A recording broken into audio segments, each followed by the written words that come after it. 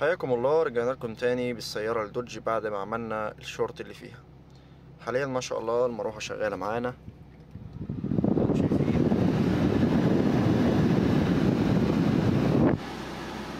اكيد سامعين صوت الهواء في الفيديو، والفيوز ما عادش بيتحرق، والمساحات حاليا شغالة، كل حاجة تمام الحمد لله. استنوني تاني فيديو جديد، والسلام عليكم ورحمة الله وبركاته.